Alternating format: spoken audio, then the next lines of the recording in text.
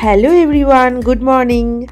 আজকে তোমাদের সঙ্গে থাইল্যান্ড ট্যুরের 4th ডের ব্লগটা কিন্তু শেয়ার করছি। তো ডে 4-এ আমরা কোথায় কোথায় ট্যুর করেছিলাম সেটাই তোমাদের সাথে কিন্তু ভিডিওতে শেয়ার করে নিচ্ছি। তো আমরা ফার্স্ট টাইম চলে গেছিলাম টাইগার পার্কে। তোমরা অনেকেই জানো যারা পাটিয়া ভিজিট করো যে টাইগার পার্ক কিন্তু পাটিয়াতে ভীষণ একটা ফেমাস জায়গা, যেখানে কিন্তু সব রয়্যাল বেঙ্গল টাইগারদের কিন্তু সেখানে সমারোহ রয়েছে। তো যাই হোক, শনটাই তো ফার্স্ট টাইম দেখছে, সাথে আমিও। বাঘমামার সাথে চুপি চুপি কথা বলা খাঁচার বাইরে থেকে, এটা কিন্তু একটা কি বলবো, মানে বিরাট কিছু ব্যাপার নয় জানি। খাঁচার ভেতরে ঢুকলে তো হয়েই গেল আমাদের, বুঝতেই পারছো। তো শনটাই কিন্তু ভীষণ এক্সাইটেড ছিল, সাথে আমি ভীষণ ভয় পাচ্ছিলাম। এদিকে দেখো আমার হাজব্যান্ড একটুও ভয় পাচ্ছে না, বাঘের গায়ে হাত দিয়ে বাঘকে জড়িয়ে ধরে কত রকমভাবে যে ছবি তুলেছে আর ভিডিও করেছে, আর আমি যতবারই হাত দিতে যাচ্ছি ততবারই ভয় পাচ্ছি। তো যাই হোক, তারপরে সেখান থেকে আমরা চলে গেলাম পাটিয়াতে। আবারও পাটিয়াতে আমরা যেখানে গেলাম সেটা হচ্ছে ডলফিনারিয়ামে। তো সেখানে সন্ধ্যায় গিয়ে ওর ভীষণ একটু খিদে পেয়ে গেছিলো, তো ওখান থেকে একটা ও পিৎজা খেয়ে নিল।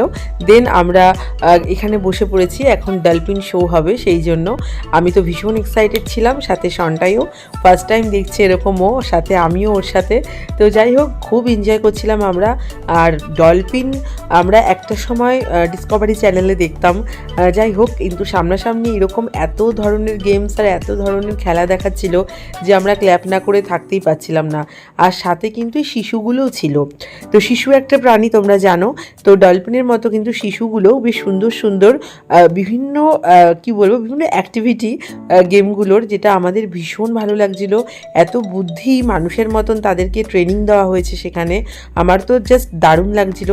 সব ভিডিওগুলো তো তোমাদের সাথে শেয়ার করতে পারি না, সেই জন্য ভ্লগে শর্ট শর্ট করে ভিডিও শেয়ার করি। এর আগে যদিও আমি পাটিয়ার এই ডলফিন শোয়ের ভিডিও বা রিলসগুলো তোমাদের সাথে সিঙ্গেল আলাদা শেয়ার করেছিলাম, তোমরা দেখেছো। তো যাই হোক, আমরা এখানে ভীষণ এনজয় করছিলাম।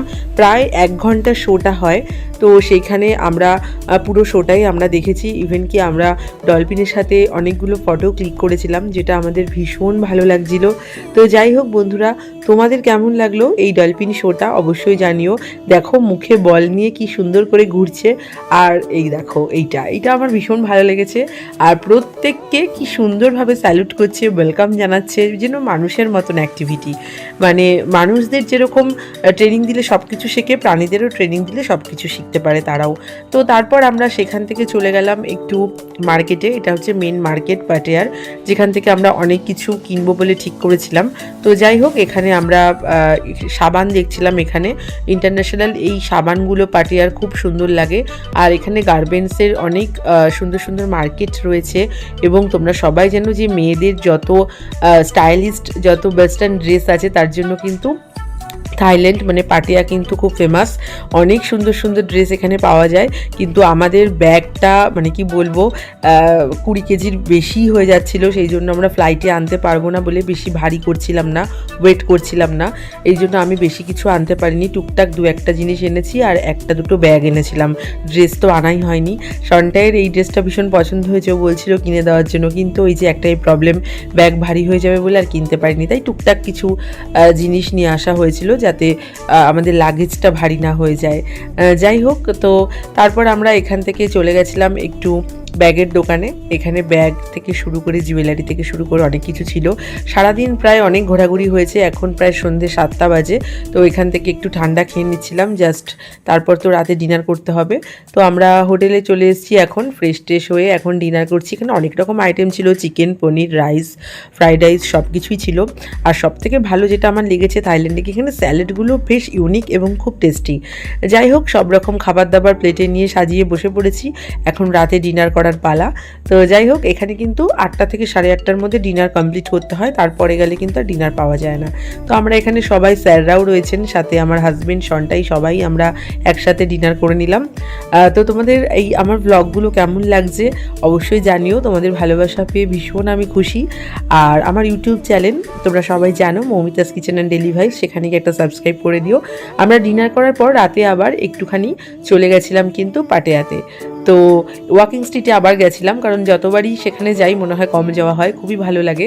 তো যাই হোক, আমরা সব মেয়েরা মিলে ভেবেছিলাম একটু ডিস্কোতে যাব, ডান্স করব।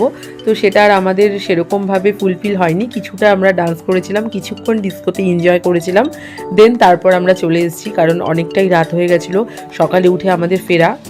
তো সেই জন্য আমাদের সেরকম রাতে ঘুম না হলে শরীর খারাপ লাগবে, তো ফ্লাইটে তো আর ঘুম হয় না, তো সেই কারণে আমরা একটু এনজয় করেছিলাম, খুব বেশি নয়। নেক্সট টাইম আবার যখন আমরা থাইল্যান্ড যাব তখন ভেবেছি ফুলফিল এনজয় করব, তখন শুধু ঘুরতেই যাব, তখন আর ডান্স প্রোগ্রামের জন্য যাব না।